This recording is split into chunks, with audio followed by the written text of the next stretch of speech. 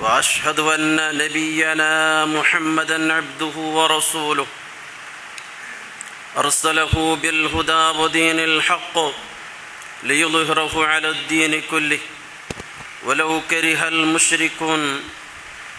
اللهم صل على محمد وعلى آل محمد كما صليت على إبراهيم وعلى آل إبراهيم إنك حميد مجيد. وبارك على محمد وعلى آل محمد كما باركت على إبراهيم وعلى آل إبراهيم إنك حميد مجيد. أيها الناس أوصيكم وإياي أولا بتقوى الله. يا أيها الذين آمنوا اتقوا الله حق تقاته ولا تموتن إلا وأنتم مسلمون. يا أيها الذين آمنوا اتقوا الله وقولوا قولا سديدا يصلح لكم أعمالكم ويغفر لكم ذنوبكم ومن يطع الله ورسوله فقد فاز فوزا عظيما. أما بعد فإن أصدق الحديث كتاب الله وخير السنن سنن محمد صلى الله عليه وسلم وشر الأمور محدثاتها وكل محدثة بدعة وكل بدعة ضلالة. إن أريد إلا الإصلاح ما استطعت وما توفيقي إلا بالله عليه توكلت وإليه أنيب. أعوذ بالله من الشيطان الرجيم. بسم الله الرحمن الرحيم. وما أصابكم يوم التقى الجمعان فبإذن الله وليعلم المؤمنين. رب اشرح لي صدري ويسر لي أمري واحلل عقدة من لساني يفقهوا قولي. ഏറെ ബഹുമാനമുള്ള സ്നേഹം നിറഞ്ഞ സത്യവിശ്വാസികളെ, വിശ്വാസിനികളെ, മുഅ്മിനുകളെ, മുഅ്മിനാത്തുകളെ, ജീവിതത്തിൻ്റെ എല്ലാ മേഖലകളിലും അല്ലാഹു സുബ്ഹാനഹു വ തആലയുടെ ഓരോ വിധിവിലക്കുകളും അവൻ്റെ ഓരോ ആജ്ഞാനിർദ്ദേശങ്ങളും നല്ലപോലെ പഠിച്ച് മനസ്സിലാക്കി കാത്തു സൂക്ഷിച്ച്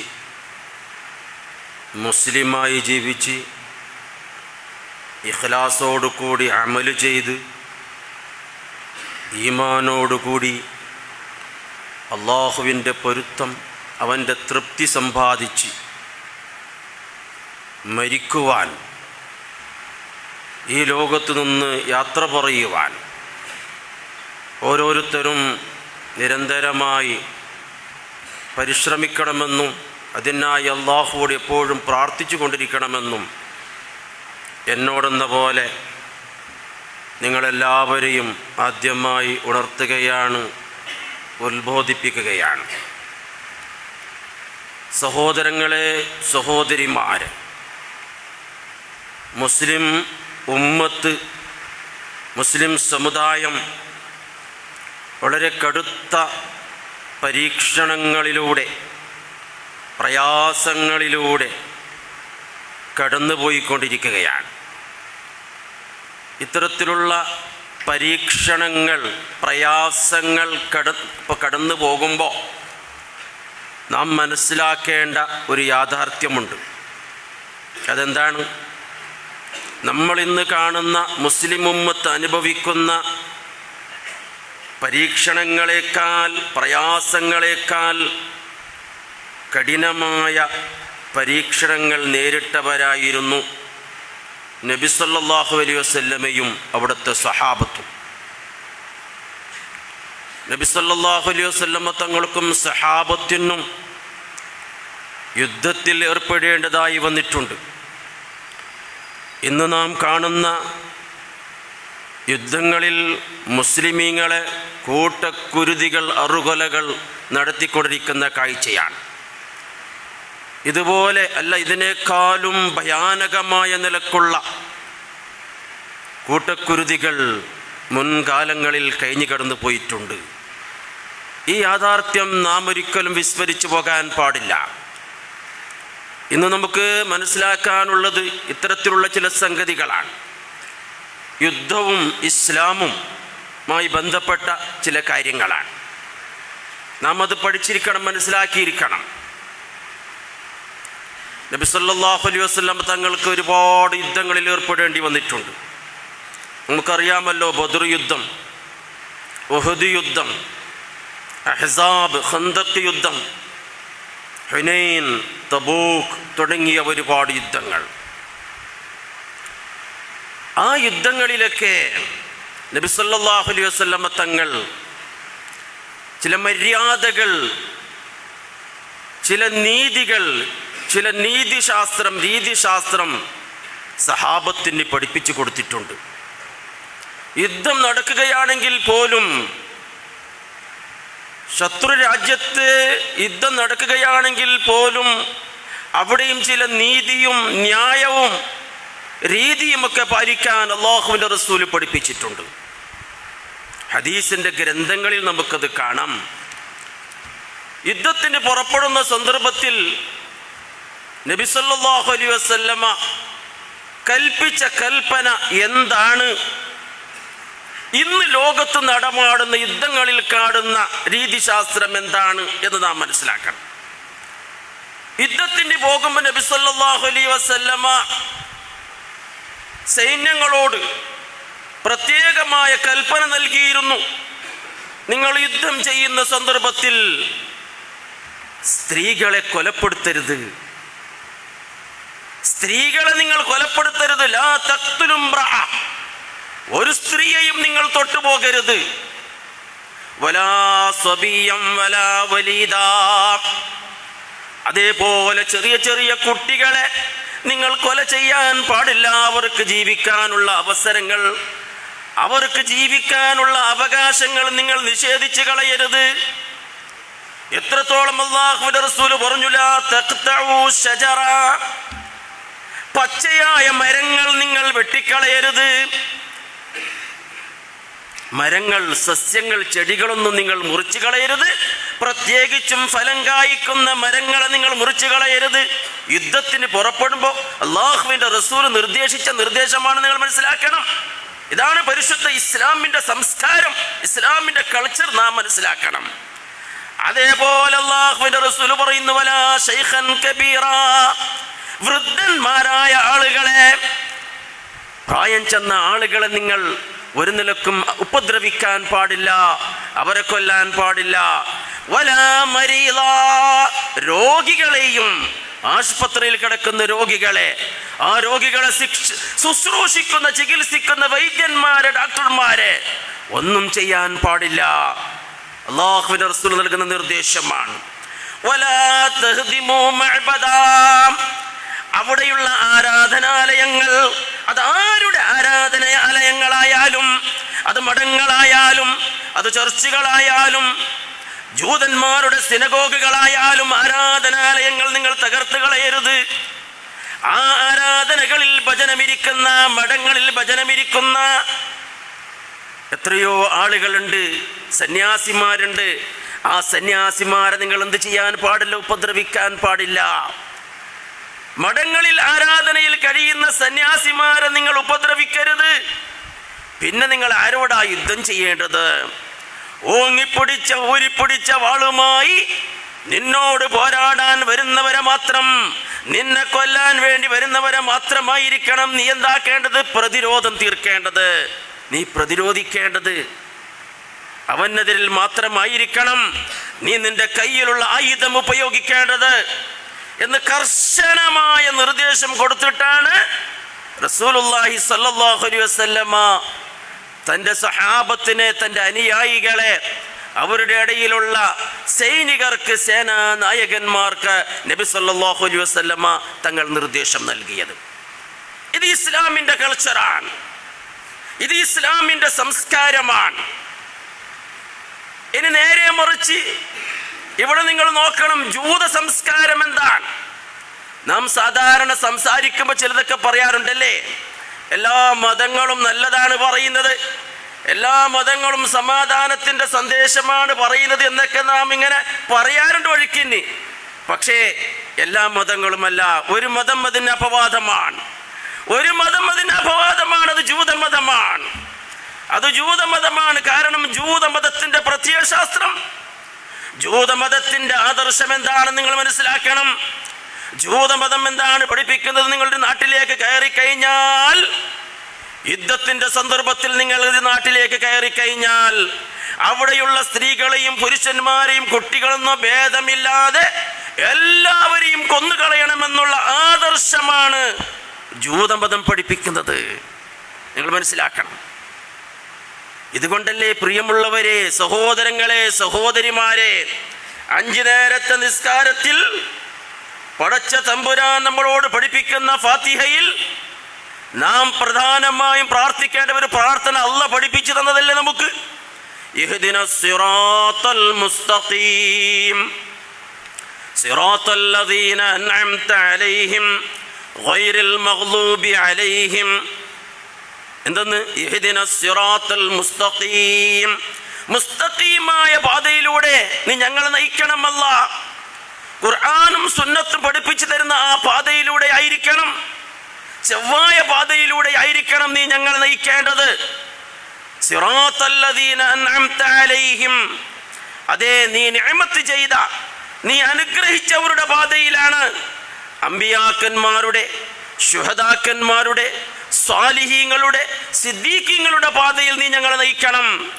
ഗൈറിൽ മഗ്ദൂബി അലൈഹിം, നിന്റെ കോപത്തിന് വിധേയരായവരുടെ, നിന്റെ കോപത്തിന്, നിന്റെ ഗളബിന് വിധേയരായവരുടെ മാർഗമല്ലാതെ ജൂതന്മാരുടെ പാതയിലേക്കല്ല, ക്രിസ്ത്യാനികളുടെ പാതയിലേക്കല്ല എന്ന് പ്രാർത്ഥിക്കാൻ വേണ്ടി അല്ലാഹു തആല പഠിപ്പിച്ചത് അതുകൊണ്ടാണ്. കാരണം ജൂതന്മാരുടെ പാരമ്പര്യം എന്ന് പറയുന്നത് കൊലപാതകത്തിൻ്റെ പാരമ്പര്യമാണ്. കൊലപാതകം ആവർത്തിച്ചു കൊണ്ടിരിക്കുന്ന പാരമ്പര്യമാണ് അവരുടേത്. അത് ഇന്നോ ഇന്നലെയോ തുടങ്ങിയതല്ല. നബി സല്ലല്ലാഹു അലൈഹി വസല്ലമ തങ്ങളുടെ കാലഘട്ടത്തിന് മുമ്പ് തന്നെ മൂസാ നബി അലൈഹിസ്സലാമിനോട് പോലും അവരുടെ അനുയായികളായ ആളുകൾ, ജൂതന്മാർ, ആ ജൂത പാരമ്പര്യമുള്ളവർ പറഞ്ഞതെന്താണ്? മൂസാ നബി അലൈഹിസ്സലാം, ഫലസ്തീൻ നമുക്ക് അല്ലാഹു തആല വാഗ്ദാനം നൽകിയ സ്ഥലമാണ്, നമുക്ക് പോയിട്ട് ആ ഫലസ്തീൻ ജയിച്ചടക്കാം, അത് നമുക്ക് അല്ലാഹ് കനിഞ്ഞരുളിയ അനുഗ്രഹമാണ് എന്ന് തൻ്റെ സമുദായത്തോട്, അതേ ഈ ജൂതന്മാരുടെ പാരമ്പര്യമുള്ള ആളുകളോട് പറഞ്ഞപ്പോ എന്താണ് മൂസാ നബി അലൈഹിസ്സലാമിനോട് അവർ പറഞ്ഞത്? ഇസ്ഹബ് അൻത വറബ്ബുക, ഇസ്ഹബ് അൻത വറബ്ബുക ഫഖാതില. മൂസ, നീയും നിന്റെ റബ്ബും പോയിട്ട് യുദ്ധം ചെയ്താൽ മതി, ഞങ്ങൾക്കതിനൊന്നും കഴിയില്ല. ഇങ്ങനെയുള്ള അനുസരണക്കേടിന്റെ ചരിത്രമാണ് നബി സല്ലല്ലാഹു അലൈഹി വസല്ലമ തങ്ങളുടെ കാലത്തും അതാണല്ലോ. അല്ലാഹുവിന്റെ റസൂൽ മദീനയിലേക്ക് കാലെടുത്ത് വെച്ചപ്പോ അവിടെ ഉണ്ടായിരുന്നത് പ്രധാനമായും 3 ജൂതഗോത്രമാണ് അല്ലേ? ബനു ഖൈനുഖാ, ബനു നളീർ, ബനു ഖുറൈള എന്ന പേരിലറിയപ്പെടുന്ന ജൂതഗോത്രമായിരുന്നു മദീനയിലുണ്ടായിരുന്നത്. നബി സല്ലല്ലാഹു അലൈഹി വസല്ലമ ആദ്യമായി അവരോടൊക്കെ നല്ല നിലക്കാണ് പെരുമാറിയത്. എത്രത്തോളം എന്ന് വെച്ചാൽ അവരെ വല്ലാതെ റസൂലുള്ളാഹി അടുപ്പിക്കാൻ ശ്രമിച്ചു. അതൊരു ഡിപ്ലോമാറ്റിക് ആയിട്ടുള്ള ഒരു ഭരണതന്ത്രജ്ഞന്റെ ഒരു തന്ത്രമായിരുന്നു അല്ലാഹുവിന്റെ റസൂൽ പ്രയോഗിച്ചത്. അല്ലാഹുവിന്റെ റസൂൽ പറഞ്ഞു, നഹ്നു വൽ യഹൂദു ഉമ്മത്തും വാഹിദ. എന്തെന്ന്? നഹ്നു വൽ യഹൂദു ഉമ്മത്തും വാഹിദ, ഞങ്ങളും ജൂതന്മാരും ഒരൊറ്റ സമുദായമാണ് എന്ന് വരെ അല്ലാഹുവിന്റെ റസൂൽ പറഞ്ഞു. ഇതാണ് അവരെ ഒന്ന് സന്തോഷപ്പെടുത്താൻ, പ്രീതിപ്പെടുത്താനുള്ള ഒരു പോളിസി. അപ്പീസ്മെന്റ് പോളിസി എന്നതിന് പറയും. അപ്പീസ്മെന്റ്, അവരെ ഒന്ന് സമാധാനിപ്പിച്ച് സന്തോഷപ്പെടുത്തി തങ്ങളുടെ കൂടെ നിർത്തുക. ഈ പോളിസി ആയിരുന്നു അല്ലാഹുവിന്റെ റസൂൽ ആദ്യമായി സ്വീകരിച്ചത്. പക്ഷേ അവർ വഞ്ചകരായിരുന്നു, കരാറുകളൊക്കെ ലംഘിക്കുന്നവരായിരുന്നു, വാഗ്ദാനം ലംഘിക്കുന്നവരായിരുന്നു. അതുകൊണ്ടാണ് മുസ്ലിമീങ്ങളോട് പ്രത്യേകമായി അല്ലാഹുവിന്റെ റസൂൽ നിങ്ങൾ വാഗ്ദാനം ലംഘിക്കുന്നവരാകരുത്. ഒരു വഅദ ചെയ്താൽ ആ വഅദ നിങ്ങൾ നിർവഹിക്കണം, അത് പൂർത്തീകരിക്കണം. ആ വഅദാനെ പറ്റി നാളെ അല്ലാഹു തആല ചോദ്യം ചെയ്യുമെന്ന് പ്രത്യേകമായി ഖുർആനിൽ അല്ലാഹു ആയത്ത് അവതരിപ്പിച്ചത്. വാഗ്ദാനത്തിന് മാറുകാണിക്കൽ, വഅദാക്ക് ഖിലാഫ് ചെയ്യൽ, അത് ജൂതന്മാരുടെ സംസ്കാരമാണ്. അപ്പൊ റസൂലുള്ളാഹി സ്വല്ലല്ലാഹു അലൈഹി വസല്ലം തങ്ങൾ നിരന്തരമായ ഒരു വാഗ്ദാനം ലംഘിക്കുന്നത് കാണുമ്പോഴാണ് നിങ്ങൾ ജൂതന്മാരോട് എതിരാകണം, അവരുടെ സംസ്കാരത്തോട് എതിരാകണമെന്ന് പിന്നീട് പറഞ്ഞത്. ഒരു ചെറിയ ഒരു ഉദാഹരണം നിങ്ങൾക്ക് മനസ്സിലാക്കാം, അവരുടെ രീതിശാസ്ത്രം എന്താണെന്ന് മനസ്സിലാക്കാൻ. റസൂലുള്ളാഹി സ്വല്ലല്ലാഹു അലൈഹി വസല്ലം തങ്ങൾ മദീനയിലേക്ക് കാലെടുത്ത് വെച്ച ആ സന്ദർഭം, അവിടെ അബ്ദുല്ലാഹി ഇബ്നു സലാം എന്ന് പറയുന്ന ഒരു വലിയ ജൂത പണ്ഡിതനുണ്ടായിരുന്നു. ഇമാം ബുഖാരി ഉദ്ധരിക്കുന്ന ഹദീസാണ് ഞാൻ നിങ്ങളെ കേൾപ്പിക്കുന്നത്. അബ്ദുല്ലാഹി ഇബ്നു സലാം വലിയ ഒരു ജൂത പണ്ഡിതനായിരുന്നു. ഹിബ്റും മിൻ അഹ്ബാരി ഉലമാഇൽ യഹൂദ്, ആലിമും മിൻ ഉലമാഇൽ യഹൂദ്, യഹൂദികളുടെ പണ്ഡിതന്മാരിൽ വലിയ ഒരു പണ്ഡിതനായിരുന്നു. ആര്? ഈ അബ്ദുല്ലാഹി ഇബ്നു സലാം. റസൂലുള്ളാഹി മദീനയിലേക്ക് കാലെടുത്ത് വെച്ചപ്പോ ഇയാൾ നല്ല പതുക്കെ ഒളിച്ചിരുന്ന് റസൂലുള്ളാഹിന്റെ പിന്നാലെ കൂടിയാണ്. പക്ഷെ റസൂലുള്ളാഹിക്ക് അറിയാത്ത നിലക്ക് ഇയാൾ ഇങ്ങനെ, കാരണം ജൂത പണ്ഡിതനാണ്, റസൂൽ എന്താണ് പറയുന്നത് എന്നിങ്ങനെ അന്വേഷിച്ചും കൊണ്ട് ഒന്നിങ്ങനെ റസൂലുള്ളാഹിനെ ഇയാൾ ഒബ്സർവ് ചെയ്യുകയാണ്. റസൂലുള്ളാഹി സ്വല്ലല്ലാഹു അലൈഹി വസല്ലം മദീനയിലേക്ക് കാലെടുത്ത് വെച്ചപ്പോൾ അവിടെയുള്ള ജനങ്ങളൊക്കെ റസൂലുള്ളാഹിന്റെ ചുറ്റും കൂടി. നല്ല നല്ല ഉപദേശമാണ് അല്ലാഹുവിൻ്റെ റസൂൽ നൽകിയത്, അല്ലേ? ചരിത്രത്തിൽ തന്നെ സ്ഥാനം പിടിച്ച റസൂലുള്ളാഹി മദീനയിലേക്ക് കാലെടുത്ത് വെച്ച് ആദ്യം നടത്തിയ ഉപദേശം, പ്രഭാഷണം, അത് ഹദീസിന്റെ ഗ്രന്ഥങ്ങളിൽ കാണാം. അയ്യുഹന്നാസ് അഫ്ശുസ്സലാം സിലുൽ അർഹാം അത്ഇമുത് തുആം സല്ലൂ ബില്ലൈലി വന്നാസു നിയാം തദ്ഖുലുൽ ജന്നത ബിസലാം.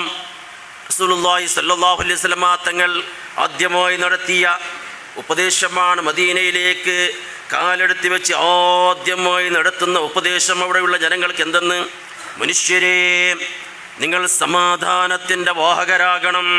അഫ്ശുസ്സലാം, സമാധാനമായിരിക്കണം രാജ്യത്തുണ്ടാകേണ്ടത്. വിനാശമോ വിദ്രോഹമോ ഗൊന്തളമോ ഉണ്ടാക്കുന്നവരായി പോകാൻ പാടില്ല. കുടുംബബന്ധങ്ങൾ നിങ്ങൾ ചേർക്കണം. അതേപോലെ തന്നെ ഭക്ഷണം നൽകണം, പാവങ്ങൾക്ക് ഭക്ഷണം നൽകണം. ആരും ഭക്ഷണമില്ലാതെ പട്ടിണി കിടന്ന് മരിക്കുന്നവരാകരുത്.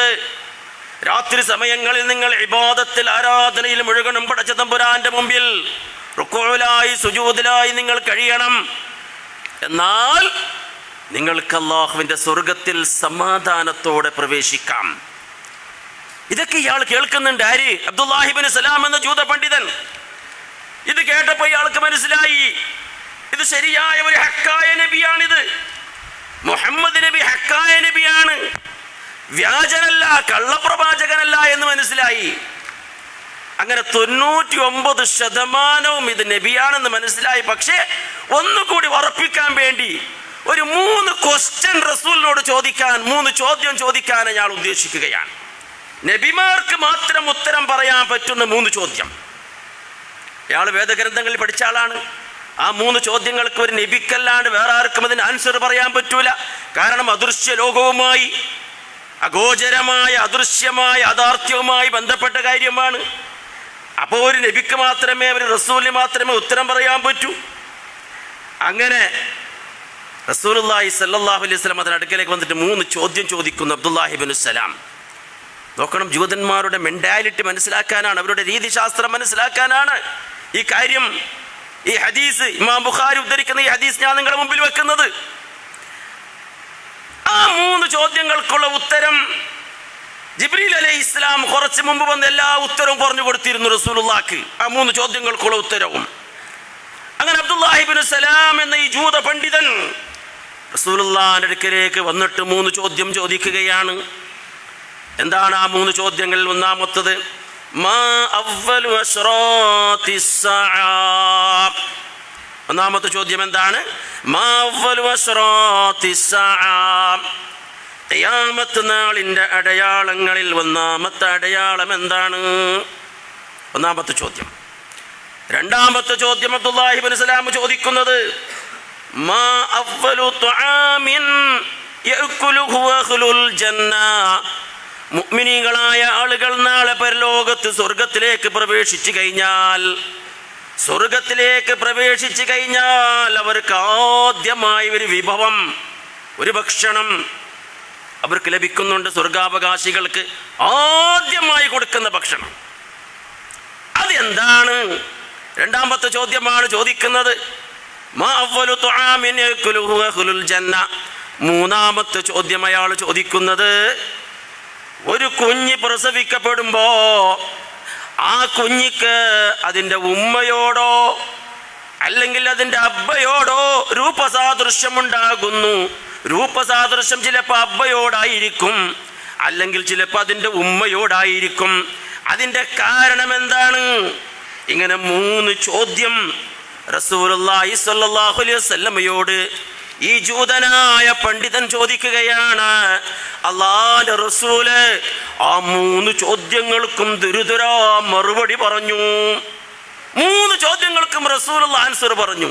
അതോടുകൂടി ആൾക്ക് മനസ്സിലായത് ഹക്കായ നബിയാണ്, ഹക്കായ റസൂലാണ്. പിന്നെ അവിടുന്ന് താമസിച്ചില്ല, ഉടനെ റസൂലുള്ളാഹിന്റെ മുമ്പിൽ വന്നിട്ട് അശ്ഹദു എന്ന ഷഹാദത്ത് കലിമ പറഞ്ഞ് അയാൾ ഇസ്ലാമിലേക്ക് കടന്നു വരുന്നു. മനസ്സിലാക്കണം, അയാൾ ഇസ്ലാമിലേക്ക് കടന്നു വരുന്നു. കാലതാമസമില്ല. ഒരാൾക്ക് ഹക്ക് മനസ്സിലായാൽ അവിടെ കാലതാമസം പാടില്ല. ഇത് പ്രത്യേകമായി നാം ശ്രദ്ധിക്കണം. എത്രയോ ആളുകൾക്ക് തൗഹീദ് ഹക്കാണെന്ന് മനസ്സിലായവരുണ്ട്. നമ്മുടെ ഈ കൂട്ടത്തിൽ തന്നെ കുറെ ആളുകൾ ഉണ്ടാകാം, ഇത് ഹക്കാണ്, തൗഹീദാണ് യഥാർത്ഥ ഹക്ക്, ഖുർആനും സുന്നത്തും അനുസരിച്ച് ജീവിച്ചാൽ മാത്രമാണ് നാളെ സ്വർഗത്തിലേക്ക് പോവുക, അല്ലാഹു അല്ലാത്തവരെ ആരാധിക്കുക, അവരോട് പ്രാർത്ഥിക്കുക, ഇതൊക്കെ മരിച്ചുപോയവരോട് പ്രാർത്ഥിക്കുക, ജാറങ്ങളിലേക്ക് പോയിട്ട് അവിടെ സഹായം തേടുക, ഇത് ശിർക്കാണ്, ഇത് ശരിയായ രീതിയല്ല എന്ന് അറിഞ്ഞും കൊണ്ട് പിന്നെയും തൗഹീദ് ഹക്കാണെന്ന് മനസ്സിലാക്കിയിട്ട് പിന്നെയും ഒരു പേടി, കുറച്ച് കഴിയട്ടെ, ഇപ്പം വേണ്ട തൗഹീദി ആശയം സ്വീകരിക്കുന്നത്. ചിലപ്പോൾ എൻ്റെ കുടുംബം എനിക്കെതിരായാലോ, ചിലപ്പോൾ എൻ്റെ മക്കൾ എനിക്കെതിരായാലോ, എൻ്റെ പെഞ്ഞായി എനിക്കെതിരായാലോ, അല്ലെങ്കിൽ എൻ്റെ ഭർത്താവ് എനിക്കെതിരായാലോ, അല്ലെങ്കിൽ എൻ്റെ കുറേ ബിസിനസ് സാമ്രാജ്യമുണ്ട്, എൻ്റെ കൂട്ടുകാരും ചങ്ങാതിമാർ എന്നെ അകറ്റിയാലോ, എൻ്റെ സ്ഥാനമാനങ്ങൾ നഷ്ടപ്പെട്ടു പോയാലോ എന്ന് പറഞ്ഞും കൊണ്ട് ഡീലയാക്കുന്ന എത്ര ആളുകൾ നമുക്ക് കാണാം. ഇത് വഞ്ചനയാണ്, ഇത് ചതിയാണ് പ്രിയമുള്ളവരെ. ചിലപ്പോൾ തൗഹീദ് ഉൾക്കൊള്ളാതെ, തൗഹീദ് മനസ്സിലാക്കി തൗഹീദ് ഉൾക്കൊള്ളാതെ മരണപ്പെടാൻ ഇടയായാൽ എന്തായിരിക്കും അവളുടെ അവസ്ഥ? അപ്പൊ അതുകൊണ്ട് ഹക്കാണെന്ന് മനസ്സിലായ ഉടനെ വിശ്വതാണ് ഈ ജൂത പണ്ഡിതൻ ചെയ്തത്. റസൂലുള്ളാഹി സ്വല്ലല്ലാഹു അലൈഹി വസല്ലമ തങ്ങളെല്ലാ നിമിഷത്തിൽ ആ സ്പോട്ടിൽ തന്നെ വിശ്വസിക്കുകയാണ്. എന്നിട്ട് മനസ്സിലാക്കേണ്ടത്, റസൂലുള്ളാഹിനോട് ഇയാൾ പറയുകയാണ്, യാ റസൂലല്ലാഹ്, ഇമാം ബുഖാരിയുടെ ഹദീസാണിത്. എന്നിട്ട് റസൂലുള്ളാഹിനോട് പറയുകയാണ്, യാ റസൂലല്ലാഹ്, എനിക്ക് ഈ ഷഹാദത്ത് കലിമ എൻ്റെ വർഗം, എൻ്റെ വംശം, എൻ്റെ സമുദായമായ ജൂതന്മാർ അവരുടെ മുമ്പിലൊന്ന് പ്രഖ്യാപിക്കാനുള്ള, ഡിക്ലെയർ ആക്കാനുള്ള ഒരു അവകാശം, ഒരു അവസരം നിങ്ങൾ തരണം. അത് എന്തിനു വേണ്ടി എന്ന് വെച്ചാൽ, എൻ്റെ സമുദായത്തിൻ്റെ മനസ്സിലിരിപ്പ്, അവരുടെ മനസ്സിലിരിക്കുന്ന ആ വിഷലിപ്തമായ അവരുടെ മനസ്സ്, അവരുടെ വിശ്വാസം, അതൊന്ന് നിങ്ങൾ മനസ്സിലാക്കാൻ വേണ്ടി അവരുടെ മുമ്പിൽ ഒന്ന് പ്രഖ്യാപിക്കാൻ എനിക്ക് നിങ്ങളുടെ അവസരം ഉണ്ടാക്കി തരണം. ഒരു കുറച്ചു നേരം ഞാൻ ഒരു സ്ഥലത്ത്, നിങ്ങളുടെ വീട്ടിൻ്റെ ഏതെങ്കിലും ഒരു ഭാഗത്ത് ഞാൻ ഒളിച്ചിരിക്കാം. നിങ്ങൾ എൻ്റെ കൗമിനോട് നിങ്ങൾ എന്നെ പറ്റി ചോദിക്കണം, അവർ എന്താണ് പറയുന്നത് എന്ന്. എന്നിട്ട് ഞാൻ ഇസ്ലാം മതം സ്വീകരിച്ചത് അറിഞ്ഞാൽ അവർ എന്തായിരിക്കും പറയുന്നത് എന്ന് നിങ്ങൾ മനസ്സിലാക്കാൻ വേണ്ടി ഒരു അവസരം തരണം. റസൂലുള്ളാഹി സ്വല്ലല്ലാഹു അലൈഹി വസല്ലം തങ്ങൾ അവസരം കൊടുത്ത് ആയിക്കോട്ടെ എന്ന് റസൂലുള്ളാഹി പറഞ്ഞു, ആയിക്കോട്ടെ, അങ്ങനെ ചെയ്യാം. അങ്ങനെ ഒരിക്കൽ ജൂതന്മാരുടെ വലിയ വലിയ പണ്ഡിതന്മാർ, വലിയ വലിയ നേതാക്കൾ, വലിയ വലിയ പണ്ഡിത കേസരികളൊക്കെ റസൂലുള്ളാഹിന്റെ മുമ്പിലേക്ക് വന്ന ഒരു സന്ദർഭമുണ്ടായി. അബ്ദുല്ലാഹിബ്നു സലാം ആ സമയത്തുണ്ട്. അബ്ദുല്ലാഹിബ്നു സലാമിന് ഒരു സ്ഥലത്ത് അവരെ കാണാത്ത നിലക്ക് റസൂലുള്ളാഹി ഒളിപ്പിച്ചു വെച്ചു. എന്നിട്ട് ഈ ജൂത പുരോഹിതന്മാരോട്, ജൂത നേതാക്കളോടൊക്കെ റസൂലുള്ളാഹി സ്വല്ലല്ലാഹു അലൈഹി വസല്ലം തങ്ങൾ സംസാരിക്കുന്നതിൻ്റെ ഇടയിൽ റസൂലുള്ളാഹി സ്വല്ലല്ലാഹു അലൈഹി വസല്ലം തങ്ങൾ ചോദിക്കുകയാണ് അവരോട്, അയ്യു റജുലിൻ ഫീക്കും അബ്ദുല്ലാഹിബ്നു സലാം, അബ്ദുല്ലാഹിബ്നു സലാം നിങ്ങളുടെ കൂട്ടത്തിലുള്ള ഒരാളല്ലേ, അയാളെപ്പറ്റി എന്താണ് നിങ്ങളുടെ അഭിപ്രായം? അപ്പോൾ അവരൊക്കെ പറഞ്ഞു, അഅലമുനാ വബ്നു അഅലമിനാ, അബ്ദുല്ലാഹിബ്നു സലാം എന്ന് പറഞ്ഞാൽ നമ്മുടെ കൂട്ടത്തിലെ വലിയ ആലിമാണ്, വലിയ പണ്ഡിതനാണ്, വലിയ പണ്ഡിതന്റെ മോനാണ്. അഖിയറുനാ വബ്നു അഖിയരിനാ സയ്യിദുനാ വബ്നു സയ്യിദിനാ, നമ്മളെ വലിയ നേതാവിന്റെ മോനുമാണ് എന്നൊക്കെ ഇങ്ങനെ വാഴ്ത്തി പറഞ്ഞു. അപ്പോൾ റസൂലുള്ളാഹി സ്വല്ലല്ലാഹു അലൈഹി വസല്ലം രണ്ടാമത് ചോദിക്കുന്നുണ്ട്, അഫറഅയ്തും ഇൻ അസ്ലമ അബ്ദുല്ലാഹിബ്നു സലാം, എന്നാൽ അബ്ദുല്ലാഹിബ്നു സലാം നിങ്ങൾ പറഞ്ഞ ഈ വലിയ നിങ്ങളുടെ കൂട്ടത്തിലെ പണ്ഡിതനുണ്ടല്ലോ, അയാൾ ഇസ്ലാം മതം സ്വീകരിച്ചു എന്നിങ്ങനെയുള്ള വാർത്ത കേൾക്കുന്നുണ്ടല്ലോ. അയാൾ ഇസ്ലാം മതം സ്വീകരിച്ച് ഇസ്ലാം മതത്തിലേക്ക് വന്നാൽ, നിങ്ങളെ കൂട്ടത്തിലെ വലിയ ഒരു പണ്ഡിതൻ ഇസ്ലാമിലേക്ക് വന്നാൽ, പിന്നെ നിങ്ങൾക്ക് എന്താ ഇസ്ലാം മതം സ്വീകരിക്കാൻ ഇത്ര തടസ്സം? നിങ്ങൾക്ക് സ്വീകരിച്ചൂടെ എന്നാണ് റസൂൽ അവരോട് ചോദിക്കുന്നത്. അപ്പോൾ അവർ പറഞ്ഞ മറുപടി എന്താണെന്ന് അറിയാമോ? അആദഹുല്ലാഹു മിൻ ദാലിക്, ഇല്ല, ഒരിക്കലും അയാൾ ഇസ്ലാമിലേക്ക് വരൂല. അബ്ദുല്ലാഹി ഇബ്നു സലാം നമ്മുടെ പണ്ഡിതൻ ഇസ്ലാമിലേക്ക് ഒരിക്കലും വരൂല, ഇസ്ലാമിലേക്ക് അയാൾ ഒരിക്കലും വരൂല, അള്ളാഹ് കാക്കട്ടെ, അള്ളാഹ് കാക്കട്ടെ, ഇസ്ലാമിലേക്ക് അയാൾ വരാതിരിക്കട്ടെ എന്നിങ്ങനെ അവർ പറഞ്ഞപ്പോൾ അബ്ദുല്ലാഹി ഇബ്നു സലാം, ഒരു സ്ഥലത്ത് ഒളിച്ചിരുന്ന അബ്ദുല്ലാഹി ഇബ്നു സലാം റസൂലുള്ളാഹിന്റെ മുമ്പിലേക്ക് വന്നിട്ട്, ജൂതന്മാരുടെ മുമ്പിലേക്ക് വന്നിട്ട് ഉറക്കെ പ്രഖ്യാപിക്കുകയാണ്, അശ്ഹദു അല്ലാ ഇലാഹ ഇല്ലല്ലാഹ് വഅശ്ഹദു അന്ന മുഹമ്മദ റസൂലുള്ളാഹ്. ഉറക്കെ ഷഹാദത്ത് കലിമ പ്രഖ്യാപിക്കുകയാണ്. ഇത് കേട്ടപ്പോ നോക്കണം, ആദ്യം പറഞ്ഞ അതേ നാവിലൂടെ അവർ പറഞ്ഞത് എന്താണ്? അവർ പറഞ്ഞത് എന്താണെന്നറിയാമോ? ശർറുനാ വബ്നു ശർരിനാ, ഇയാള് ഞങ്ങളെ കൂട്ടത്തിലെ ഏറ്റവും നീചനാണ്, ഏറ്റവും കെട്ടവനാണ്, ഏറ്റവും നീചന്റെ കെട്ടവന്റെ മകനാണ് എന്ന് അതേ നാവിലൂടെ അവർ പറഞ്ഞു. അപ്പോ അബ്ദുല്ലാഹി ഇബ്നു സലാം ജൂതന്മാർക്ക് നൽകുന്ന ഒരു കാര്യം, ഒരു ഉപദേശമുണ്ട്. ജൂതന്മാരോട് പറയുകയാണ് അബ്ദുല്ലാഹി ഇബ്നു സലാം, യാ മഅ്ശറൽ യഹൂദ് ഇത്തഖുല്ലാഹ്, ഏ ജൂത സമൂഹമേ, ഇയാളിപ്പോ ഇസ്ലാമിലേക്ക് വന്നു, മുമ്പ് ജൂതനായിരുന്നു. എന്നിട്ട് ഇയാൾ പറയുകയാണ്, യാ മഅ്ശറൽ യഹൂദ് ഇത്തഖുല്ലാഹ്, നിങ്ങൾ അല്ലാഹനെ പേടിക്കറൂ, നിങ്ങൾ അല്ലാഹനെ സൂക്ഷിച്ച് ജീവിക്കറൂ. ഫവല്ലാഹി അല്ലദീ ലാ ഇലാഹ ഇല്ലാ ഹുവ ഇന്നകും ലതഅലമൂന അന്നഹു റസൂലുള്ളാഹ്, നിങ്ങൾക്കൊക്കെ പിടിയുള്ള കാര്യമാണല്ലോ ഇദ്ദേഹം ആര്? റസൂലുള്ള, അല്ലാഹുവിൻ്റെ റസൂലാണ് എന്ന് നിങ്ങൾക്കൊക്കെ പിടിയുള്ള കാര്യമാണ്. പക്ഷെ അറിഞ്ഞും കൊണ്ടാണ് നിങ്ങൾ ഇദ്ദേഹത്തെ നിഷേധിക്കുന്നത്. ഇദ്ദേഹം ഹക്കുമായി വന്ന പ്രവാചകനാണ്, നിങ്ങൾക്കറിയാം, അറിഞ്ഞിട്ട് തന്നെയാണ് നിങ്ങൾ ഇതിനെ നിഷേധിക്കുന്നത്, ഇദ്ദേഹത്തെ നിഷേധിക്കുന്നത് എന്നവർക്ക് പറഞ്ഞു കൊടുക്കുകയാണ് ചെയ്തത്. ഇതാണ് പരിശുദ്ധ ഖുർആനിൽ അള്ളാഹു പറഞ്ഞത്. അള്ളാഹുവിൻ്റെ റസൂലിനെ സംബന്ധിച്ചവർക്ക് സ്വന്തം മക്കളെ അറിയുന്നതിനേക്കാളും നന്നായി അവർക്ക് റസൂലുള്ളാഹിനെ പറ്റി അറിയാം. പക്ഷേ അവർ ഹക്കിനെ, സത്യത്തെ മറച്ചു വെക്കാൻ വലിയ സാമർഥ്യമുള്ളവരാണ്. നോക്കണം, ആദ്യം പറഞ്ഞ അതേ നാവിലൂടെ അവർ പിന്നീട് പറഞ്ഞത് എന്താണ്? അന്ത ജാഹിലുനാ വബ്നു ജാഹിലിനാ, നീ ഞങ്ങളുടെ ഇടയിൽ ജാഹിലാണ്, ജാഹിലിൻ്റെ മോനാണ് എന്നാണ് അബ്ദുല്ലാഹി ഇബ്നു സലാമിനോട് പറഞ്ഞത്. എൻ്റെ പ്രിയമുള്ള സഹോദരങ്ങളെ, സഹോദരിമാരെ, ഇതാണ് ജൂതന്മാരുടെ പാരമ്പര്യം എന്ന് മനസ്സിലാക്കണം നാം. അതുകൊണ്ട് യുദ്ധം ഇസ്ലാമുമായി നാം മനസ്സിലാക്കുമ്പോൾ ഇസ്ലാമിൻ്റെ കൾച്ചർ എന്താണ്, ഇസ്ലാമിൻ്റെ രീതിശാസ്ത്രം എന്താണ് എന്ന് നാം മനസ്സിലാക്കി അവിടെ ശത്രുക്കളുടെ ഇടയിൽ പെട്ടുപോയാലും ആ നാട്ടിൽ നീതി പാലിക്കണം, ന്യായം പാലിക്കണം. ലോകത്ത് നടക്കുന്ന യുദ്ധത്തിൻ്റെ നിയമവും ഇതേ രീതി തന്നെയാണ്. അവിടെയുള്ള ഭക്ഷണങ്ങളോ അതേപോലെ തന്നെ കുടിനീരുകളോ അതേപോലെ ആശുപത്രികളോ ചികിത്സകളോ ഇന്ധനങ്ങളോ ഒരിക്കലും തടഞ്ഞു വെക്കാൻ പാടില്ല എന്നത് അത് ലോക നിയമമാണ്, പരിശുദ്ധ ഇസ്ലാമിൻ്റെ സംസ്കാരമാണ്. ഇതെല്ലാം കാറ്റിൽ പറത്തിയും കൊണ്ടാണ് ഇവിടെ നാം ഇന്ന് ഫലസ്തീനിൽ നാം കാണുന്നത്. അവിടെയുള്ള നമ്മുടെ സഹോദരന്മാർക്ക് ഭക്ഷണം തടയുകയാണ്, അവർക്ക് പാനീയം കുടിനീര് തടയുകയാണ്, അതേപോലെ തന്നെ അവർക്ക് മരുന്നുകൾ ചികിത്സകൾ തടയുന്നതാണ് നാം കാണുന്നത്. എൻ്റെ പ്രിയമുള്ള സഹോദരങ്ങളെ, ഇത് ജൂത പാരമ്പര്യത്തിൻ്റെ ചരിത്രമാണെന്ന് നാം മനസ്സിലാക്കണം. അതുകൊണ്ട് തന്നെ നാം അല്ലാഹുവോട് നമ്മുടെ സഹോദരങ്ങൾക്ക് വേണ്ടി പ്രാർത്ഥിക്കണം. അതേപോലെ തന്നെ ശത്രുക്കൾക്ക് എതിരായിട്ട് നാം പ്രാർത്ഥിക്കണം. റസൂലുള്ളാഹി സ്വല്ലല്ലാഹു അലൈഹി വസല്ലം തങ്ങൾ അത്തരത്തിലുള്ള ചര്യകൾ നമുക്ക് കാണാൻ സാധിക്കും. ഇൻഷാ അല്ലാഹ് വഴിയെ നമുക്ക് മനസ്സിലാക്കാം. അല്ലാഹു സുബ്ഹാനഹു വ തആല ദുരിതമനുഭവിക്കുന്ന നമ്മുടെ സഹോദരങ്ങൾക്ക് അല്ലാഹു സുബ്ഹാനഹു വ തആല സമാധാനവും രക്ഷയും പ്രദാനം ചെയ്യുമാറാകട്ടെ.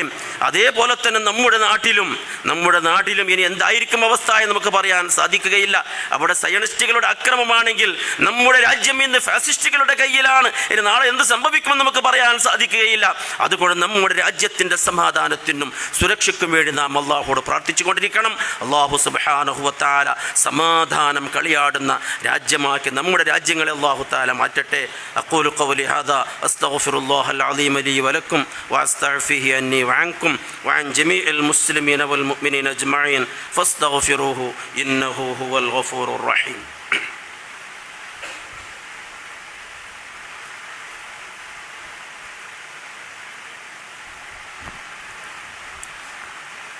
അൽഹംദുലില്ലാഹ് അൽഹംദുലില്ലാഹി റബ്ബിൽ ആലമീൻ വസ്സലാത്തു വസ്സലാമു അലാ അഷ്റഫിൽ അംബിയാഇ വൽ മുർസലീൻ നബിയ്യിനാ വഇമാമിനാ വഖുദ്വത്തിനാ മുഹമ്മദ് ഇബ്നു അബ്ദില്ലാഹ് المبعوث رحمة للعالمين وعلى آله وأهل بيته وأصحابه ومن تبعهم بإحسان إلى يوم الدين أما بعد فيا أيها الناس اتقوا الله سبحانه وتعالى في السر والعلن وكونوا مع الصادقين.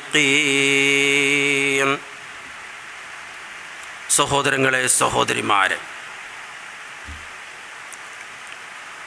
പ്രാർത്ഥന എന്നുള്ളത് ഒരു സത്യവിശ്വാസിയുടെ ഏറ്റവും പ്രധാനമായ ആയുധമാണ്. മുസ്ലിം ഉമ്മത്ത് ദുരിതവും പ്രയാസങ്ങളുമെല്ലാം അനുഭവിക്കുമ്പോൾ നാം മനസ്സിലാക്കേണ്ടത് റസൂലുള്ളാഹി സ്വല്ലല്ലാഹു അലൈഹി വസല്ലമ തൻ്റെ അനുയായികൾക്ക് ക്ഷമിക്കാൻ, സഹിക്കാൻ പഠിപ്പിച്ചതുപോലെ തന്നെ ഇസ്ലാമിൻ്റെ ശത്രുക്കൾക്കെതിരിൽ പ്രാർത്ഥിക്കാനും പഠിപ്പിച്ചതായി നമുക്ക് കാണാൻ സാധിക്കും. ഒരുപാട് രംഗങ്ങളിൽ, അതൊക്കെ ഇപ്പോൾ വിവരിക്കാൻ സമയമില്ല.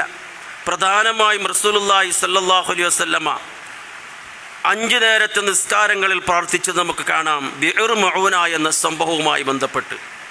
എന്തായിരുന്നു ആ സംഭവം? ബിഅർ മഊന, ഒരു കൂട്ടം ആളുകൾ വന്ന് റസൂലുള്ളാഹി സ്വല്ലല്ലാഹു അലൈഹി വസല്ലമ തങ്ങളോട് അപേക്ഷിക്കുകയാണ്, യാ റസൂലല്ലാഹ്, ഞങ്ങളെ നാട്ടിലേക്ക് ഇസ്ലാമിനെ പ്രചരിപ്പിക്കാനായിട്ട് ഖുർആനും ഹദീസും പഠിപ്പാട്ടുണ്ടായിട്ട് കുറച്ച് ആളുകളെ നിങ്ങൾ അയച്ചു തരണം. അങ്ങനെ റസൂലുള്ളാഹി സ്വല്ലല്ലാഹു അലൈഹി വസല്ലമ 70ഓളം സഹാബത്ത് ഖുർആൻ, ഹദീസ്, പ്രവാചകൻ്റെ ചര്യ നല്ലപോലെ പഠിച്ചതായ 70ഓളം സഹാബത്തിനെ നബി സല്ലല്ലാഹു അലൈഹി വസല്ലമ അവിടത്തേക്ക് പറഞ്ഞയക്കുകയാണ് ചെയ്തത്. എന്നാൽ എന്ത് സംഭവിച്ചു? വഴിയിൽ വെച്ച് ആ 70 സഹാബത്തിനെയും ഭീകരരായ ഇസ്ലാമിൻ്റെ ശത്രുക്കൾ കൊന്നുകളഞ്ഞു. 70 ആളുകളെയും. ഒരാൾ മാത്രം എന്തോ അത്ഭുതകരമായി രക്ഷപ്പെട്ടു, ബാക്കിയെല്ലാം അവർ കൊലപ്പെടുത്തി. നോക്കണം, അള്ളാഹുവിൻ്റെ ദീന് പറഞ്ഞു തരാൻ വേണ്ടി അധ്യാപകരായി, ടീച്ചർമാരായി ഞങ്ങളെ നാട്ടിലേക്ക് അയച്ചു തരണമെന്ന് പറഞ്ഞ് നജദിൻ്റെ ഭാഗത്തേക്കായിരുന്നു. വഴിയിൽ വെച്ചിട്ടാണ് ഇങ്ങനെയുള്ള ഈ കൊലപാതകം നടത്തിയത്. റസൂലുള്ളാഹി സ്വല്ലല്ലാഹു അലൈഹി വസല്ലമ തങ്ങൾക്ക് വല്ലാത്ത വേദനയുണ്ടായി ഈ സംഭവം. എന്നിട്ട് റസൂലുള്ളാഹി സ്വല്ലല്ലാഹു അലൈഹി വസല്ലമ ആ കൊല്ലപ്പെട്ട 70ഓളം സഹാബത്തിൻ്റെ ഗുണത്തിന് വേണ്ടി, അവരുടെ നന്മയ്ക്ക് വേണ്ടി, അവർക്ക് നാളെ സ്വർഗീയ ലോകത്ത് ഉയർന്ന സ്ഥാനമാനങ്ങൾ ലഭിക്കാൻ വേണ്ടി പ്രാർത്ഥിക്കുകയും കൊലയാളികൾക്ക് എതിരെ ആരാണോ കൊലപ്പെടുത്തിയത് അവർക്കെതിരിൽ നബി സല്ലല്ലാഹു അലൈഹി വസല്ലമ ശാപ പ്രാർത്ഥന നടത്തിയത് നമുക്ക് കാണാൻ സാധിക്കും. 5 നേരത്തെ നിസ്കാരങ്ങളിൽ 1 മാസക്കാലം നബി സല്ലല്ലാഹു അലൈഹി വസല്ലമ തങ്ങൾ ശാപ പ്രാർത്ഥന നടത്തി. ആ മാതൃക പിൻപറ്റിയും കൊണ്ടായിരുന്നു നമ്മളും നമസ്കാരങ്ങളുടെ അവസാനത്തെ റക്അത്തിലൊക്കെ നാം ഇങ്ങനെയുള്ള പ്രാർത്ഥന നാം നടത്തിയത് നമ്മുടെ ഫലസ്തീനിലെ സഹോദരങ്ങൾക്ക് അനുകൂലമായി. അതേപോലെ തന്നെ അവരാക്രമിച്ചു കൊണ്ടിരിക്കുന്ന, അറുകൊല നടത്തിക്കൊണ്ടിരിക്കുന്ന സിയോണിസ്റ്റുകൾക്കെതിരായി നാം പ്രാർത്ഥന നടത്തിയതും. ഇനി അതിൻ്റെ ആവശ്യം വരുന്നില്ല. കാരണം അല്ലാഹുവിൻ്റെ റസൂൽ 1 മാസമാണ് പ്രാർത്ഥിച്ചത് എന്ന് നമുക്ക് കാണാം.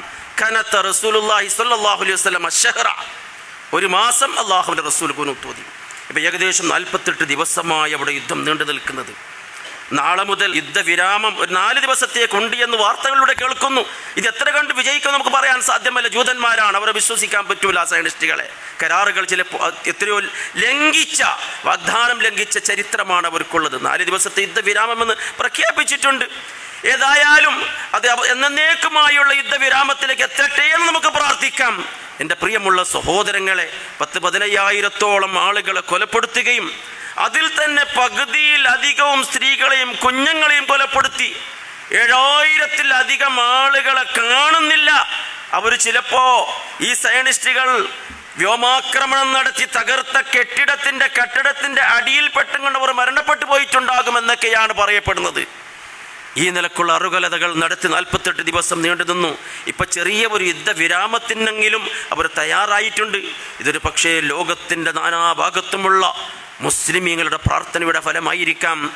നാം ഒരിക്കലും അവസാനിക്കാൻ പാടില്ല. ഇങ്ങനെ ഈ ഖുനൂത്ത് ഓതുക എന്നത് അത് നമുക്ക് അവസാനിപ്പിക്കാം. കാരണം അല്ലാഹുവിൻ്റെ റസൂൽ 1 മാസമാണ് ഖുനൂത്ത് ഓതിയതായിട്ട് നമുക്ക് കാണാൻ സാധിക്കുന്നത്.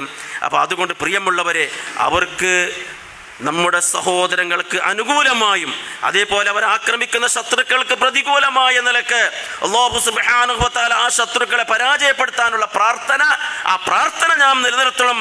അതേ നാം വെള്ളിയാഴ്ച ജുമാ ഖുത്ബയിലും അതേപോലെ മറ്റു ഒറ്റക്കൊക്കെ നാം അവർക്ക് വേണ്ടി നിരന്തരമായി നാം പ്രാർത്ഥിച്ചു കൊണ്ടിരിക്കണം. പ്രിയമുള്ളവരെ, അല്ലാഹു സുബ്ഹാനഹു വ തആല നമ്മുടെ മുസ്ലിമീങ്ങളുടെ ആ സഫ്, അവരുടെ ഐക്യം അല്ലാഹു തആല അവരുടെ ഒത്തൊരുമയിൽ കഴിയുവാൻ, അതേപോലെ തന്നെ അവരുടെ ശത്രുക്കളെ എല്ലാ നിലക്കും ഛിന്ന ഭിന്നമാക്കുകയും ആ ശത്രുക്കൾക്ക് ആരൊക്കെ കൂട്ടുനിൽക്കുന്നുവോ ആകാശത്തിലൂടെയും ഭൂമിയിലൂടെയും ഇടതും വലതുഭാഗത്തുമായിട്ട് അമേരിക്കയും ഫ്രാൻസും ബ്രിട്ടനുമെല്ലാം തന്നെ ആ ശത്രുക്കൾക്ക് സഹായം നൽകുന്ന ആ സഖ്യകക്ഷികളെ, അവരുടെ എല്ലാ സൈന്യങ്ങളെയും അവരുടെ എല്ലാ കുതന്ത്രങ്ങളെയും സംഘങ്ങളെയും അല്ലാഹു തആല പരാജയപ്പെടുത്താൻ വേണ്ടി നാം പ്രാർത്ഥിച്ചു കൊണ്ടിരിക്കണം.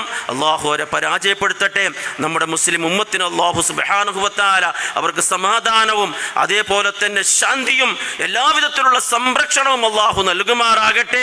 അതേപോലെ തന്നെ മുസ്ലിമീങ്ങൾ മുസ്ലിമീങ്ങൾ വളരെ പവിത്രമായി കാണുന്ന മസ്ജിദുൽ അഖ്സ എന്ന ആ ഭവനം എത്രയും വേഗത്തിൽ ആ ജൂത സയന്റിസ്റ്റുകളുടെ കരങ്ങളിൽ നിന്നിട്ട് മോചിപ്പിച്ചും കൊണ്ട് മുസ്ലിമീങ്ങൾക്ക് അതിൻ്റെ ഉള്ളിൽ റുക്കുവും സുജൂദും അല്ലാഹുവിനോട് പ്രാർത്ഥനയും നിസ്കാരവും നിർവഹിക്കുവാൻ അല്ലാഹു സുബ്ഹാനഹു വ തആല എത്രയും വേഗത്തിൽ അതിനെ മോചിപ്പിച്ചു തരുമാറാകട്ടെ എന്ന് നമുക്ക് പ്രാർത്ഥിക്കാം. ഇന്ന് ചില കാര്യങ്ങളൊക്കെ നിങ്ങൾ അറിയിക്കാനുണ്ട്. ഒന്ന്, നമ്മുടെ പള്ളിയുടെ കലക്ഷനുമായി ബന്ധപ്പെട്ട കാര്യമാണ്. അത് പ്രത്യേകമായി പറയേണ്ട ആവശ്യമില്ല. നിങ്ങൾ ചെയ്യുന്ന ഈ ഉദാരമായ സംഭാവനത്തിലൂടെയാണ് നമ്മുടെ പള്ളി മദ്രസകളെല്ലാം തന്നെ മുമ്പോട്ട് പോകുന്നത്, അല്ലാഹുവിൻ്റെ സഹായം കൊണ്ടും അതേപോലെ അതിന് പുറമെ നിങ്ങളുടെ ഉദാരമായ സംഭാവന കൊണ്ടും. അതുകൊണ്ട് ഉദാരമായ നിലക്ക് നിങ്ങൾ സംഭാവന ചെയ്യണം. നിങ്ങൾക്കറിയാം, ഒരു പള്ളിയക്കമം നടന്നു പോകുമ്പോൾ, പ്രത്യേകിച്ചും ഇതുപോലത്തെ വലിയ പള്ളികൾ, 200-ലധികം വിദ്യാർത്ഥികൾ, അവരെ പഠിപ്പിക്കുന്ന അധ്യാപകന്മാർ, പള്ളിയുടെ ഖാദിമീങ്ങൾ, അതേപോലെ കരണ്ട് ചെലവുകൾ, ഇങ്ങനെ ഒരുപാട് എക്സ്പെൻസുകളുണ്ട്. അതുകൊണ്ട് പ്രിയമുള്ള സഹോദരങ്ങളെ, ഉദാരമായ നിലക്ക് നിങ്ങൾ സംഭാവന ചെയ്യണമെന്ന് പ്രത്യേകമായി നിങ്ങൾ ഉണർത്തുന്നു. അതേപോലെ നാളത്തെ ദഅവാ ക്ലാസ്, സ്ത്രീകൾക്കായുള്ള ദഅവാ ക്ലാസ് നമ്മുടെ ദാറുൽ ഖൈർ മദ്രസയിൽ വെച്ച് നടക്കുന്നുണ്ട്. സ്ത്രീകൾ പ്രത്യേകമായി ശ്രദ്ധിക്കണം, ആ ദഅവാ ക്ലാസ്സിൽ ഭാഗഭാക്കാകണം. പിന്നീട് നിങ്ങൾ പ്രത്യേകമായി അറിയിക്കാനുള്ളത്, ഡിസംബർ 10 തലപ്പാടിയിൽ നടക്കുന്ന ഒരു ഏകദിന സലഫി സമ്മേളനമാണ്. അതായത് ദാറുൽ ഉലൂം വിമൻസ് അറബിക് കോളേജിൻ്റെ സന്നദ്ധദാന പരിപാടിയും അതേപോലെ ലേൺ ദി ഖുർആൻ എന്ന് പറയുന്ന ഈ അടുത്ത കാലത്തൊക്കെ നടന്ന അതിൻ്റെ പരീക്ഷ, ആ പരീക്ഷയിൽ വിജയിച്ചവർക്കുള്ള സമ്മാന വിതരണം, സന്നദ്ധദാന പരിപാടികൾ, അതേപോലെ തന്നെ അതിൽ പല പ്രഭാഷണങ്ങളും അതേപോലെ സമാരംഭങ്ങളുമുണ്ട്. യുവാക്കൾക്കായി പ്രത്യേകം, മഹിളകൾക്കായി പ്രത്യേകമായ സമാവേശം, യുവാക്കൾക്കുള്ള പ്രത്യേകമായതായിരിക്കുന്ന സമാവേശം, അതേപോലെ തന്നെ ദഅവാ സമാവേശം, ഇങ്ങനെ ഒരുപാട് പരിപാടികളൊക്കെ ആ സമ്മേളനത്തിൽ വെച്ച് നടക്കുന്നുണ്ട്. കേരളത്തിലെയും കർണാടകയിലെയും പല പ്രമുഖരായ പണ്ഡിതന്മാർ പ്രസംഗിക്കുന്ന വലിയ ഉജ്ജ്വലമായ ഒരു പരിപാടിയാണ് അന്നത്തെ ദിവസം നടക്കുന്നത്, ഡിസംബർ 10. അതുകൊണ്ട് നിങ്ങളുടെ എല്ലാ പരിപാടികളും ജോലി തിരക്കുകളൊക്കെ മാറ്റിവെച്ചും കൊണ്ട് ആ പരിപാടിയിൽ രാവിലെ ഒലിമ്പ ഗണ്ടയ്ക്ക് തന്നെ 9 മണിക്ക് മുമ്പ് തന്നെ അവിടെ നിങ്ങൾ എത്തിച്ചേരണം. രാത്രി 10 മണി വരെ നീണ്ടു നിൽക്കുന്ന ഒരു പരിപാടിയാണ് എന്ന് പ്രത്യേകമായിട്ട് ഉണർത്തുകയാണ്. പിന്നീട് പ്രാർത്ഥിക്കാൻ വേണ്ടി പലരും പറഞ്ഞിട്ടുണ്ട്. ഒരാൾ ക്യാൻസർ ബാധിച്ച് കിടക്കുന്ന ഒരാൾക്ക് വേണ്ടി പ്രാർത്ഥിക്കാനും, അതേപോലെ തന്നെ ഒരാൾ അയാളുടെ ഉമ്മാക്ക് വേണ്ടി പ്രാർത്ഥിക്കാൻ വേണ്ടി പറഞ്ഞിട്ടുണ്ട്. വേറെ ഒരാൾ അയാളുടെ സഹോദരി, നമ്മുടെ പള്ളിയുടെ പ്രവർത്തനമായി മുമ്പോട്ട് പോകുന്ന അതിൻ്റെ ഒരു കാര്യകർത്തനാണ് നമ്മുടെ പള്ളിയുടെ, അദ്ദേഹത്തിൻ്റെ ഒരു സഹോദരി ആശുപത്രിയിൽ നിന്ന് ഡിസ്ചാർജ് ആയിട്ടുണ്ടെന്ന് പറഞ്ഞിട്ടുണ്ട്. അങ്ങനെ വേറെ ഒരാൾ, അയാൾ ഗൾഫിലാണ്, ജോലിക്ക് വേണ്ടി ഗൾഫിലേക്ക് പോയി, ജോലി ഇതുവരെ ശരിയായിട്ടില്ല എന്ന് പ്രത്യേകമായി എന്നെ അറിയിച്ചിട്ടുണ്ട്. പ്രത്യേകമായി പ്രാർത്ഥിക്കാൻ വേണ്ടി ഇവിടെ നിസ്കരിക്കാനൊക്കെ വന്നിരുന്ന ആളാണ്, നമ്മുടെ ഒരു ആദർശ സുഹൃത്താണ്. ഇങ്ങനെ പലരും പ്രാർത്ഥിക്കാൻ വേണ്ടി പറഞ്ഞിട്ടുണ്ട്. അല്ലാഹു സുബ്ഹാനഹു വ തആല അവരുടെ എല്ലാ ഹലാലായ മുറാദുകൾ, ഹലാലായ ഉദ്ദേശങ്ങൾ അല്ലാഹു തആല പൂർത്തീകരിച്ചു കൊടുക്കുമാറാകട്ടെ. അവരുടെ എല്ലാ രോഗങ്ങൾ, അവരുടെ ശാരീരികമായ മാനസികമായ രോഗങ്ങൾ, എന്ത് രോഗമാണ് ശരിക്കും അവർക്കുള്ളത് എന്ന് അറിയുന്നവൻ അല്ലാഹു മാത്രമാണ്. അതുകൊണ്ട് അല്ലാഹുവോടാണ് നാം പ്രധാനമായും ഈ വിഷയത്തിൽ പ്രാർത്ഥിക്കേണ്ടതും. അതേപോലെ ദുന്യവിയായ മരുന്നുകളും ഇതൊക്കെ നാം ചെയ്യണം. അത് അല്ലാഹുവിൻ്റെ റസൂൽ പഠിപ്പിച്ച കാര്യമാണ്. പക്ഷെ അതെല്ലാം നാം ഡിപ്പെൻഡ് ചെയ്യേണ്ടത് അല്ലാഹുവിലാണ് നാം തവക്കുലാക്കേണ്ടതും. അങ്ങനെയാണല്ലോ അവർ നമ്മളോട് പ്രാർത്ഥിക്കാൻ വേണ്ടി പറയുന്നതും. അല്ലാഹു സുബ്ഹാനഹു വ തആല അവരുടെ എല്ലാ രോഗങ്ങൾ, ശാരീരികമായ മാനസികമായ ആത്മീയമായ എന്തെല്ലാം രോഗങ്ങളും പ്രയാസങ്ങളും ബുദ്ധിമുട്ടുകളും ഉണ്ടോ അതൊക്കെ അല്ലാഹു തആല ദൂരീകരിച്ചു കൊടുക്കുമാറാകട്ടെ. ഒരുപാട് കടങ്ങൾ കൊണ്ട് വിഷമിക്കുന്നവരുണ്ട്, അവരുടെ കടങ്ങളൊക്കെ അല്ലാഹു തആല വീട്ടി കൊടുക്കുമാറാകട്ടെ. ജോലിയില്ലാതെ കഷ്ടപ്പെടുന്നവർ ഈ നാട്ടിലുമുണ്ട്, അതേപോലെ തന്നെ വിദേശത്തുമുണ്ട്. നമ്മുടെ സുഹൃത്തുക്കൾ, നമ്മുടെ ആദർശ ബന്ധുക്കൾ, അല്ലാഹു സുബ്ഹാനഹു വ തആല ഉയർന്ന നിലവാരമുള്ള ജോലി അല്ലാഹു അവർക്ക് നൽകി അല്ലാഹു അവരെ അനുഗ്രഹിക്കുമാറാകട്ടെ. അങ്ങനെ അല്ലാഹു സുബ്ഹാനഹു വ തആല അവരുടെയും നമ്മുടെയും എല്ലാ രോഗങ്ങൾ, അതേപോലെ എല്ലാ ചെറുതും വലുതുമായ എല്ലാ പാപങ്ങളും അല്ലാഹു തആല പുറത്തു തരുമാറാകട്ടെ. اللهم اغفر للمؤمنين والمؤمنات والمسلمين والمسلمات الأحياء منهم والأموات إنك مجيب الدعوات ويا قاضي الحاجات. ربنا اغفر لنا ولإخواننا الذين سبقونا بالإيمان ولا تجعل في قلوبنا غلا للذين آمنوا ربنا إنك رؤوف رحيم. عباد الله رحمكم الله، إن الله يأمر بالعدل والإحسان وإيتاء ذي القربى وينهى عن الفحشاء والمنكر والبغي يعظكم لعلكم تذكرون. ولذكر الله أكبر والله يعلم ما تصنعون.